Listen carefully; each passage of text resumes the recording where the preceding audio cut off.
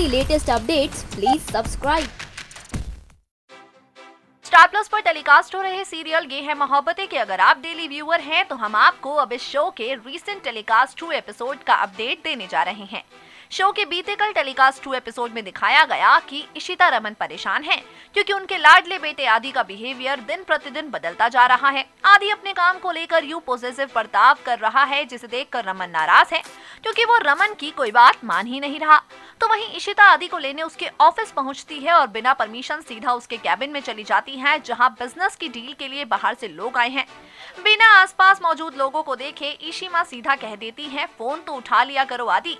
आदि सबके सामने हो जाता है एम्बैरेस। तभी सामने बैठा आदमी कहता है कि ये इशिता भल्ला है और तुम्हारी माँ है, इसकी वजह से मेरी बेटी को ड्रग्स के केस में फंसाया गया।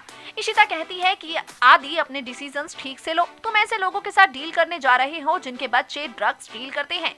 वो आदमी ये सुनकर भड़क पड़ता है। आदि नाराज हो जाता है। वो आदमी कहता है कि इशिता तुम्हारी सौतेली माँ है ना। इशिता को आदमी के ऐसा कहने का दुख नहीं होता बल्कि इशी माँ का तो रोना निकल जाता है ये देखकर कि उनके बेटे आदि ने कुछ नहीं कहा।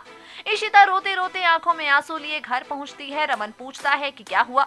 इशी माँ रोते हुए रमन को सब कुछ बताती है। रमन का गुस्सा 7वें आसमान पर पहुंचता है और वो सारा गुस्सा आलिया पर उतार देता है। तभी वहां आ पहुंचता है आदि। पिता और बेटे के बीच हो जाता है घमासान शुरू। रमन इशिता एक तरफ और आदि आलिया दूसरी तरफ। आदि अपने पापा से नाराज है इतना कि गुस्से में उसने कह दिया कि अब वो अपना बिजनेस अलग स्टार्ट करेगा।